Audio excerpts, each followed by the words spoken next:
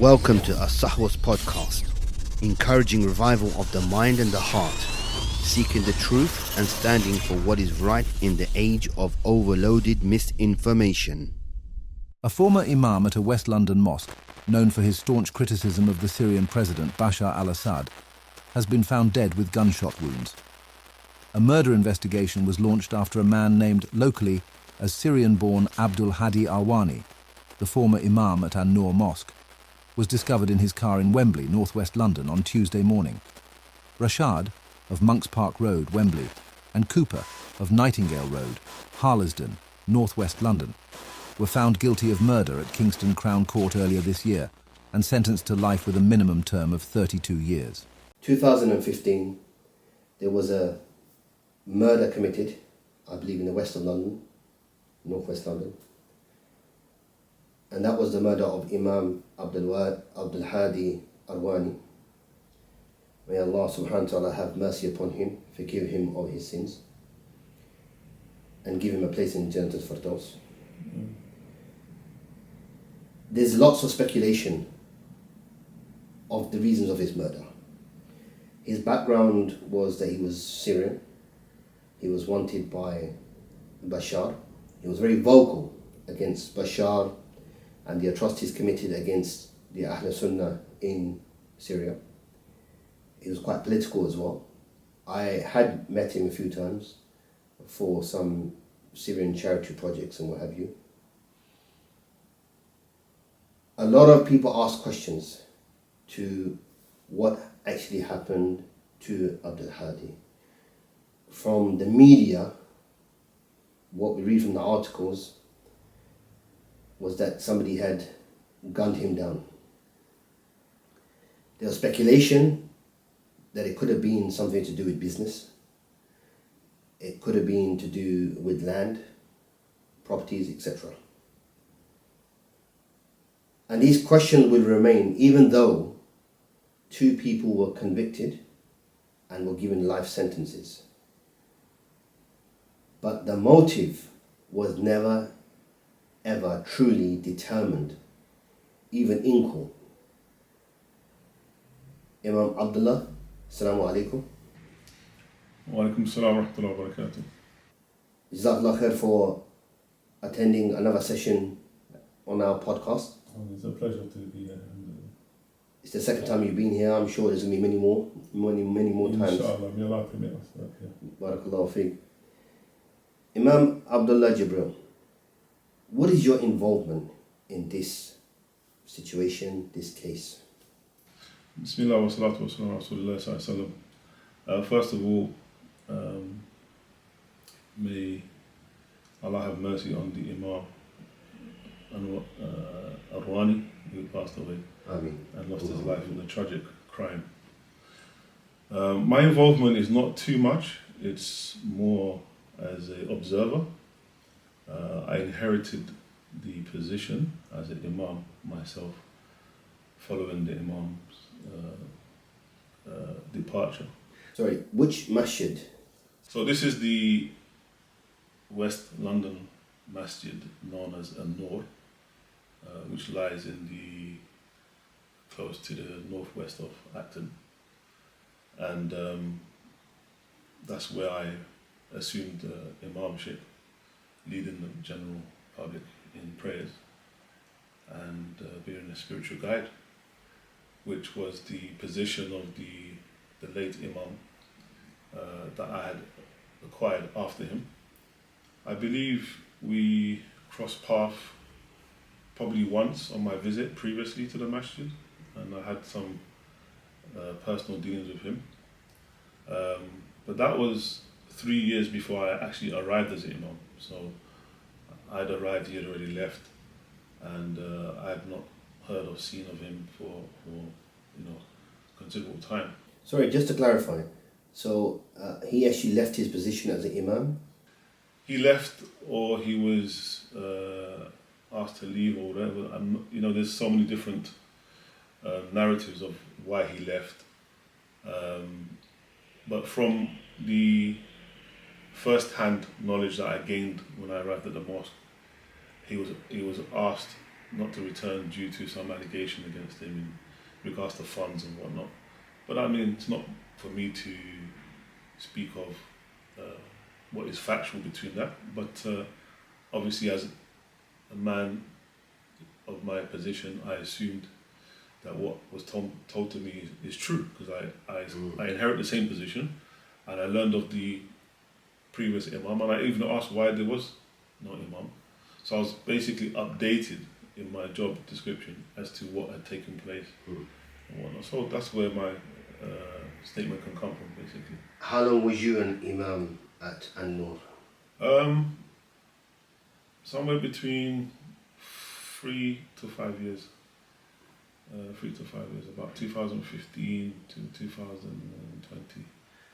What is the makeup of the community around the area of An-Nur Masjid? So the community is quite mixed. So we have a vast majority of Afro-Caribbean. We have men from the Somali origin. We have a few of the members are Arabs, Asians, etc. And the reverts that make up of different groups of either Caucasian, mixed race, etc. So it's quite a mixed, youthful environment, I would say. During your time, was it an active masjid? It was active in the sense of the crowd that came. It was very welcoming. It had a lot of speakers who would visit, inspire the youth, get people away from crime, get people away from the life on the streets. So it had an offering. It was always open. It was always accessible. It used to house many of the homeless people who in the community didn't have places to stay. Young men, older men who perhaps go through a divorce, needed somewhere to stay. They would make a plea to the mosque that they go through a certain situation, and they were accommodated. You don't really get to hear a lot of masajids helping in that way. What happens with a lot of masajids, they'll lock the door and say go to the local council. That's right. And that was under the former leadership of Khalid Rashad. He was a character that opened the door to everybody, and that's what he was known for, the charmness, the warmness. I mean, on certain days, I believe Jummah was a day where if you prayed in Masjid al-Nur, you'd be entitled to jerk chicken and rice. So you can imagine men who would not have well-to-do jobs or bachelors, let's say, who would congregate around the mosque. There was a lot of perks being in that community because the mosque catered for young men and like women as well. So, Brother Khalid was a revert to Islam? Yes, he's a revert of Jamaican descent. Right. And he purchased the masjid back in 2005. And that's where really this turning of events brings us to this podcast. What do you mean exactly by that then? So there is a dispute in regards to did he purchase it or not. Right. But from his perspective, all anyone has to do is bring any documents. For example, if you've purchased something along with somebody else, you should be able to show some sort of paper trail or some sort of financial records that you have a share in the contribution of the purchase. Till date, nobody has ever done that. Nobody can prove that they have funds invested in the building at Church Road, which is the same place that we use as a place of worship, known as An-Nur. And the whole narrative of there being a dispute initially with the deceased, Al-Hamel, was based on that he had some investment in it, but yet the representatives of the deceased have not brought any financial claim against the mosque to say that this is how much we paid, this is our share. And one of the most remarkable things is that the evidence that's come to light shows contrary to the public rumours. So the public rumour says that there was a dispute about the ownership, but the reality is the documents don't show any dispute. The document shows that there's one sole owner with 100% shares, and the mentioned director, which is the deceased, not having any shares, in signature that proves that he was aware that somebody else had 100% shares. So there was nothing to dispute about, because the documents itself does not show that we share ownership. It just shows that we're both directors, but there's only one shareholder. And who was that one shareholder then? That was Mr. Khalid Rashad. So you're saying Khalid Rashad was the initial proprietor of the land? Of the purchase, yes. Yeah. And his name was on the land, on the deeds? Yeah, so he took a loan, according to the document, from HSBC of £750,000. He financed it with his house, him and his wife, and ever since then he formed a company called Brickridge, from that historical fact, there is no transfer of shares that's been alleged or disputed, and there's no proof that anybody else has ever owned the building. So, going back all these years, if there is proof, then we're wondering why this was not mentioned before. We're wondering why the prosecution against him has followed the narrative that there's a dispute in regards to ownership, when the documents present today that we have seen already does not show this. Imam Abdullah, we're just going to pause there for a moment, because for the listeners, we need to just make a bit of a connection. Now, Brother Khalid Rashad was convicted. Indeed, he was convicted, yes. For the alleged murder or involvement, a conspiracy, etc. Yeah. In regards to the killing of Imam Abdual Hadi. Indeed. So I'm not putting words in your mouth, is it then suggested that there was a dispute before the murder in regards to the proprietor of the land, the owner of the land, i.e. Khalid Rashad and Abdual Hadi? There was no dispute before, was there? So my knowledge is public knowledge, right, which everyone is aware of, that the Imam and Mr. Rashad was in dispute. That is public knowledge. As I arrived, it was commonly spoken of. It was the common view why the Imam had left. In fact, you can be in my position as an Imam and be reminded by congregational worshippers who made comparison to me and the other Imam. I'm just sharing it personally. Sure, yeah? sure. People would say things like, I like you, brother. We haven't had an Imam since Imam Hadi, and people would open up to me. People would say things to me which I can only keep to myself, because it wasn't something shared. It was a private. So I advise people about personal life. I advise people about their kids on drugs and problems that they have. So I already knew from the congregation what common knowledge was. So common knowledge was the Imam had left and he wants that position back. But that was as far as the rumours was, that he wanted the position back. In terms of the ownership of the land, that was additional rumours.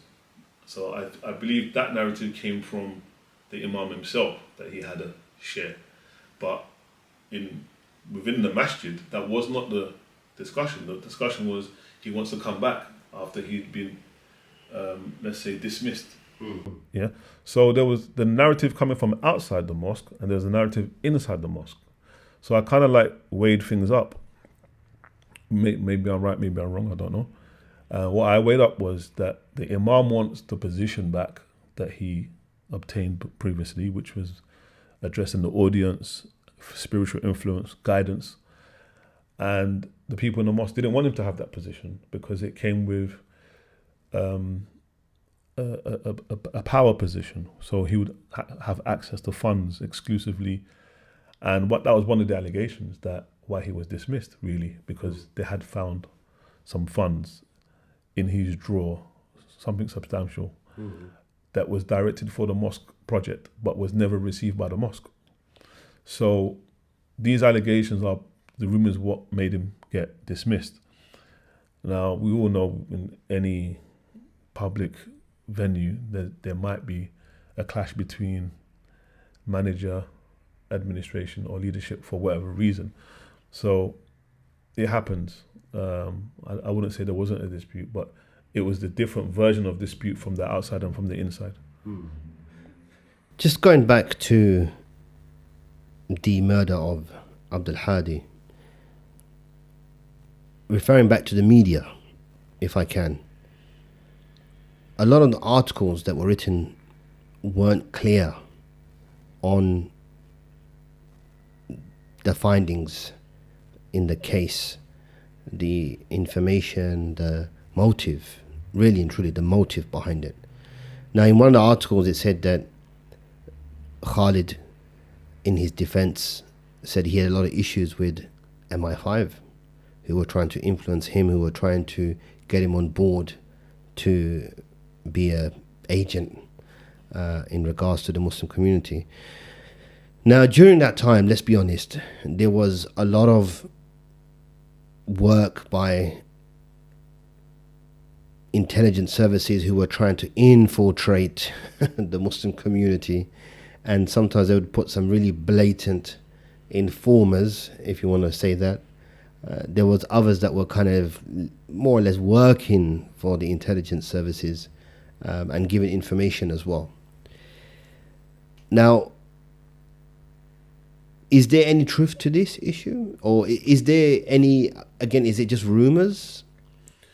Look, I would always say that the common phrase of there's no smoke without fire.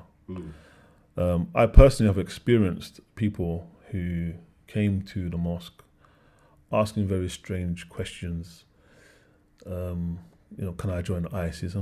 I was just going to ask you, what kind of questions were they asking? Yeah, so it's like, I'm like, why are you asking me what you can do? First and foremost, we don't subscribe to these ideologies in the first place. Yeah. And then to be asked such a question, it just makes you think what kind of people are coming through the door. So we can't vet anybody because we all have beards, we all wear a certain type of outfit. So we just apparently assume he's a normal worshipper. Right. So when you get questioned like that, you start raising your eyebrows and think, like, what do you think we're doing in the mosque? And we've only come to fulfill our obligation to our Lord. We pray for the best part of 5 to 7 minutes, and we've got lives to live, and we go about our businesses. So when you get these individuals who come with weird questions, I do think, that guy, is he trying to entrap me? Is he trying to, it doesn't make any sense. The vast majority of Muslims in this country have a logical mind to think of the deviant groups that exist. However, there is people who would try, to see what you're upon, So there was one particular incident that comes to mind where individual had been suspected of being, similar questions and funny behavior. And all of a sudden he came to the premises. He got himself arrested because the police turned up looking for him. Oh, wow. Yeah, because he had asked if he could stay due to what I highlighted before. There was a culture of the guy's homeless, help him out, So fine, okay, we accommodate you. That was the tradition that was set before. So he was welcome and we kept on observing him. And lo and behold, the police turns up. Lo and behold, they go to his rucksack, they pull out a black ISIS flag. So we just laughed. We just said, don't even try and pull that fast one on us. Yeah. It doesn't make any sense. First and foremost, this is a visitor. And second of all, how come you came exactly when he was here? And we actually saw, unfortunate for the police who turned up, there was a camera in that store cupboard which showed them putting the flag in the bag. No way. Yeah. So that was how we realized, okay, there is, there's foul play here from this individual. And look, he's lured the police into the building. And we said, look, we're not trying to have a story from here. We're trying to separate ourselves from these situations. not to say there ain't bad people in every community, but those things that happened was really, putting rumor to play. Like, okay, these things can happen. So, you just got to be careful. People demonizing you for what you're not. And, that was one of my personal experiences. That video, you should have released it, of the police going towards the individual's bag and what have you. That would have been an icing on the cake.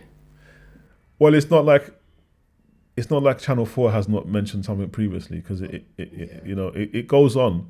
And I guess, look, they have to do their job anyway to protect the civilians. But what they shouldn't be doing is creating something that's not there. Precisely. That is another level. I don't want to go away from the topic, but just to say, I think and I believe the education of the security services has changed, right? And you might ask, how's that possible? I've been stopped many times at the airport, and if I compare the questioning from, say, 2005 up until 2024, believe it or not, you can see the difference in the questioning. And they know a lot more, and they're not playing games, kind of, they are like in your face, asking you direct questions. I think the other issue is with this kind of issue of terrorism, Islam, Muslims, and this kind of thing, it's about narrative, keeping that narrative alive, having a live threat in society. And who and what is threatening is that they are threatening our way of life. They are threatening our freedom. So it kind of goes in that way as well. But at the same time, we understand that in all societies, they have to keep the public safe in one way or another. There are crazy people everywhere. Muslim countries, not Muslim countries, within Muslim communities, and not within Muslim communities. If you look at the convictions of terrorism in this country, a lot of them in the last, may say 5 years, have been right-wing non-Muslims, white. And hardly any of them get mentioned. And if they do get mentioned, it's a small clip, a small article on the side. But if it's a Muslim, then they will make a big deal about it. Front page, yeah. Absolutely. Yeah. Now, going back to this situation with An-Nur Masjid and Khalid Rashad and Abdul Hadi, the question now is, what is the situation of Khalid Rashad right now? He's serving life? Yes, so he was sentenced to 32 years imprisonment. And how long has he been in prison at the moment? Now it's probably about 9 or coming up close to 10 years. Right, okay. Obviously, there's a chance of an appeal. Okay. So, while that is being looked at by the legal team, we're here to discuss, the trial in the sense of what the focus was. Okay. And that focus was surrounded by the same narrative that was put from the outside of the mosque when I mentioned earlier, that he had a share ownership of the masjid. And that was one of the reasons, or the main reason why they believed he was killed.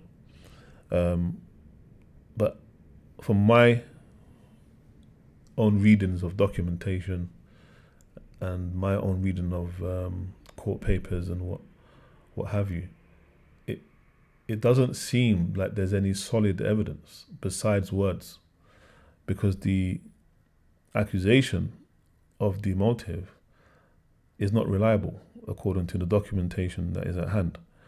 And as I said, it shows that there is no other owner of the masjid. So the question is, what is the motive, if none?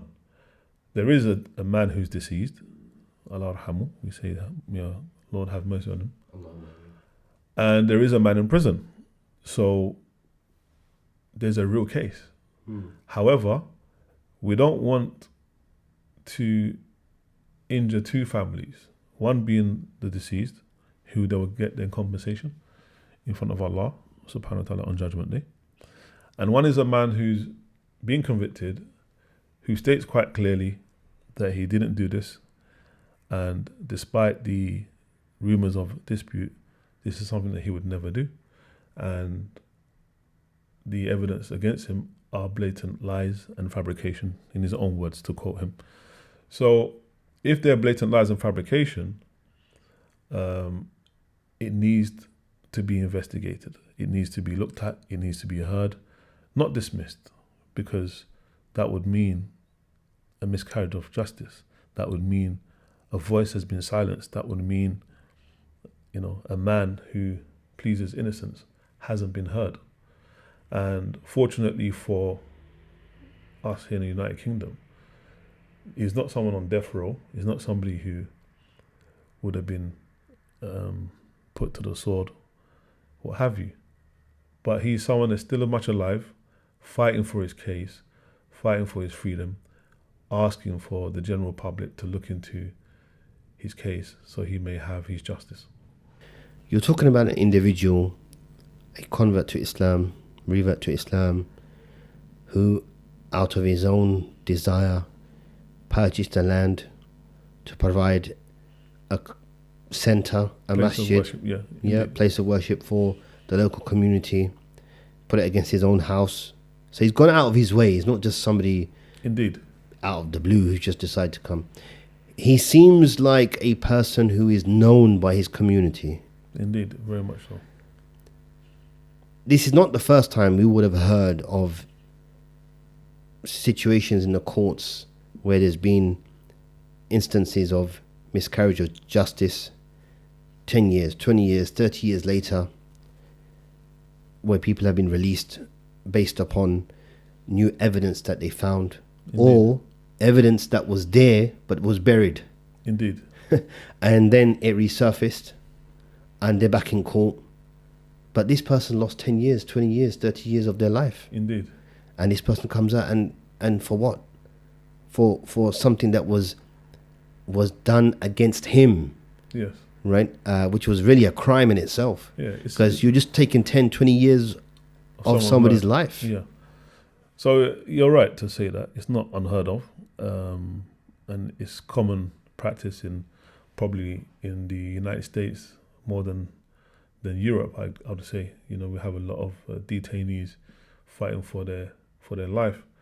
But in all due respect to those who may be listening, and those who may find it strange, and those who may have already made up their mind that, because there's someone deceased, it must be him.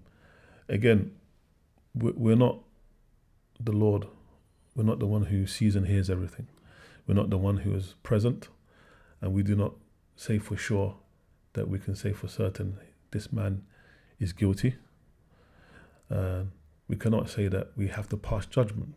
We reserved an observational position. But the fact of what was spoken in court, the facts that were presented in court, the fact that the jury was directed in a certain direction based on those statements and evidences, according to what is in the documents within the public registry, they completely destroy the narrative. They don't support it. They do not give it any factual relation whatsoever. So the rumors, as I said, that came from outside of the mosque were not the same rumors that came from inside the mosque. There were different perspectives of the word dispute. So when we say dispute, every side have their story. So from inside the mosque, nobody is saying, oh, you and this guy had a financial joint partnership. Nobody said that, because that's not the conversation.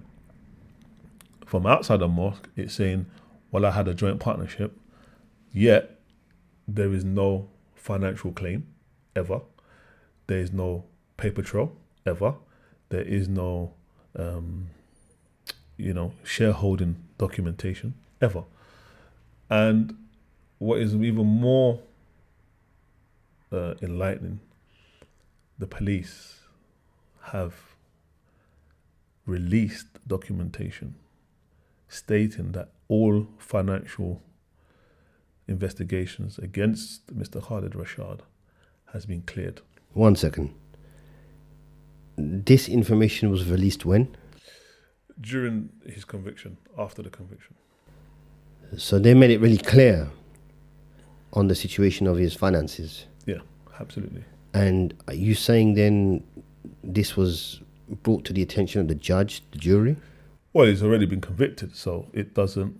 Oh, I see. Right. It doesn't change anything apart from the fact that it's now legally certified that there is no dispute really, because at that point, if you've already convicted somebody and told them, by the way, we didn't find nothing on you, what does it serve to a man who's already been convicted? You know, it's puzzling, the case in itself, because the fact that what I've read from the media, it doesn't really show what the case was about. Now, it's those kind of headlines, those kind of punchy sentences that one-liners, you read. Yes, get people's attention. Precisely. So there was this whole thing about them finding plastic explosives in Khalid Rashad's house, okay, but that showed no connection to the murder of Imam Abdual Hadi. Yes. So I just found it really bizarre and strange that why would you have to mention that, and that's a separate investigation surely, than to mention the issue of the murder of Imam Abdual Hadi. Now you mentioned also that after he was convicted, the information regarding his finances was released by the police. Yes. Okay, so why not during the case? Why did it come afterwards? Did they not have the information in the first place? Well, I would trust the legal system on the face of it to at least give the man time to find evidence to present in court. But where you have doubt in the legal system is when they start producing things afterwards, and then you start thinking, well, why would you have a trial against a man without showing all sides of the character? Mm. So it would have been quite clear that the prosecution could have contradicted themselves, because on one hand you're saying there's a dispute, but you don't know the true facts of the dispute is there's two sides to the story, so the word dispute is just left out there. But the facts remain that you've now cleared him, so his narrative is now more true in the dispute, because the document says there is no financial issues.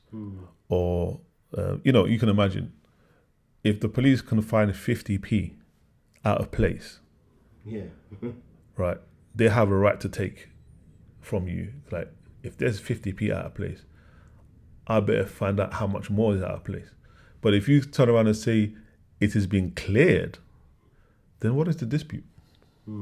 That's the question that we leave out there. We've got to be sensitive about this case, because there's a lot of documentations in court. There's a lot of procedures involved as well. We can't always refer to a lot of the documents, and we have to be careful in what we can mention and what cannot be mentioned also as well. Indeed, yeah. Because there are some issues that are taking place, legal issues. But in reality, what exactly is it that you want to bring out in public? I'm bringing out a voice of a man who's been silenced.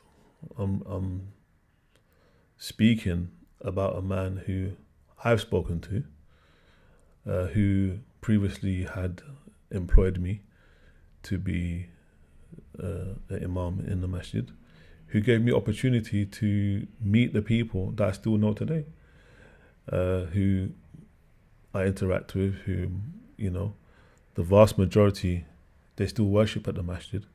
But I only know those people personally because of my interaction with them. And with any community, people move in, people move out. So I don't know everybody. Yeah. But what people do know of me, is what position that I held. Now, there might be misrepresentation of myself because it might seem, because some members of the Anor community may have their own narrative that this man is guilty and you're supporting a murderer. And I'm saying, look at the facts. It's not about me. I would do the same thing if it was you. It doesn't make a difference to me who it is. It's not about the individual. It's about what is right and what is wrong. So if we just stick to the facts, then we don't have any personal gain. And as long as my duty to convey his message is already out there, as we're doing, as we're speaking about, then you leave the rest to the destiny of God. He controls every affair. So whether you be vindicated, whether you remain in prison for the rest of your life, who knows? But the part that I and everybody else can do is look at the facts and at least appreciate that, yes, there's a man that's deceased. At the end of the day, we've prayed for him. He's in his place. We're all going to be in our places. But while the facts remain, there's a man saying that he's innocent, so he needs to be heard. We do live in a country which has a procedure. It's not perfect. We've, like mentioned before, there's been many miscarriages of justice. We will have to allow things to unfold and take its place in the right way as we can. But it's sad that we hear of this situation, of what is happening to people who have been just thrown away in prison, and then many years later the information comes out that actually they were innocent and what have you. But as for us as Muslim, at the end of the day, this is a court and judgment in the dunya, in the world, and the judge of all judges, Allah subhanahu wa ta'ala, will show his justice on the day of judgment. So this is not about you or me or anybody else having a personal grudge against someone else. Indeed. And we just for the sake of talking about it. Indeed, yes. So we will have to let that take its place. Indeed. People do need to ask questions. I'm sure people who know Khalid, who know of the situation of the murder, would want to know and get some sort of clarification and answers at the end of the day. Rightly so. We all deserve to be heard if we're accused of something. And we all deserve to be able to produce evidences which counter what the claim against us is. So I remember on one of the hadith in regards to Umar ibn Khattab, which was the second Caliph of Islam, in where he was found to have 2 pieces of garments around his body, and he had distributed 1 per person. And then he was accused of taking the position of being biased towards everybody and obtaining for himself 2 pieces of cloth. So he didn't say anything. It was asked, why do you have 2 pieces of cloth? You gave us 1. So he said to his son, Abdurrahman, stand up. That's what he said. And Abdurrahman said, my father is a tall man and he has a big body. The 1 cloth he gave himself did not fit him, so I gave him mine. So what I'm saying is that allow the man to speak. But what we find is that the information that he tried to obtain while he was on remand, in custody, was withheld from those who he trusted, was not able to be obtained. We're talking about documentation that would completely refute the narrative against him. Legal documentation. Which are now present, hence why we're talking now.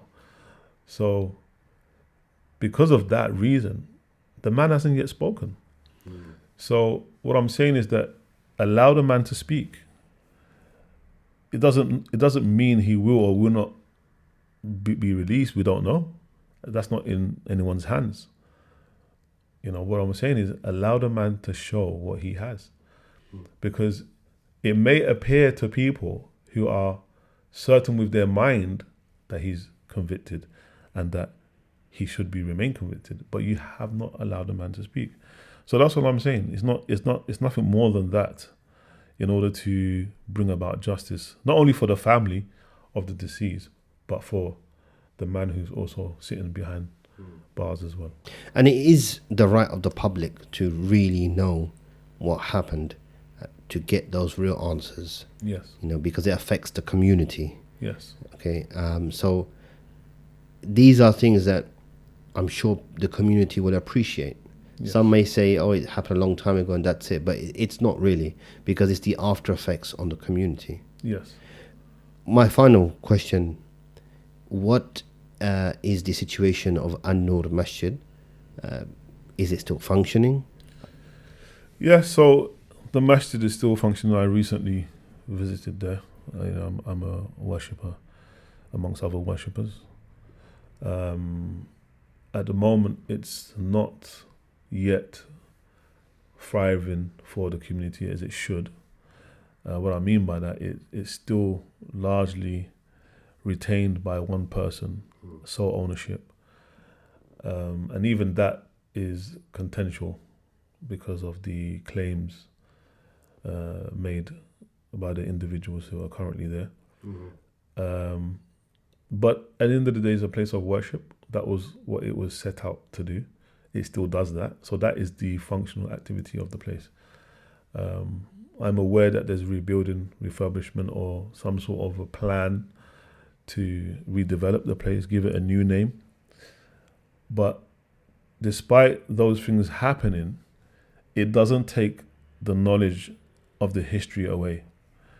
It's the same location on the same land. You can decorate the building, but you can't decorate people's hearts. What they know is what they know. And, what we want is closure.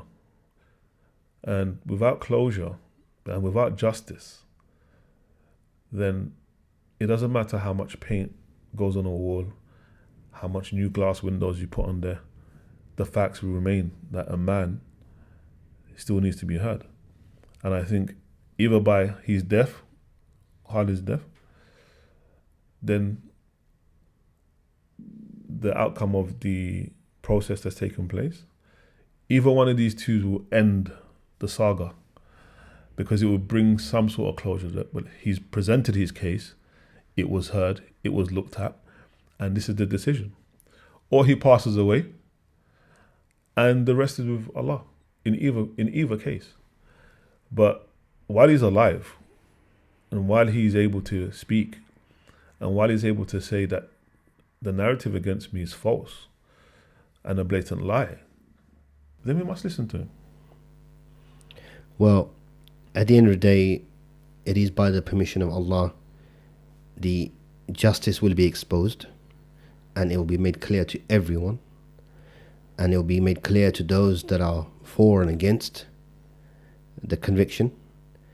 And at the end of the day, it is by the permission of Allah if certain individuals are released or not. Indeed. With that, Imam Abdullah Jibril, Jazakallah khair for your time. Well, yeah, inshallah. Until next time. Inshallah. Assalamu alaikum wa rahmatullah. Wa alaikum assalam wa barakatuh. Thank you very much for having me, brother. You're most welcome.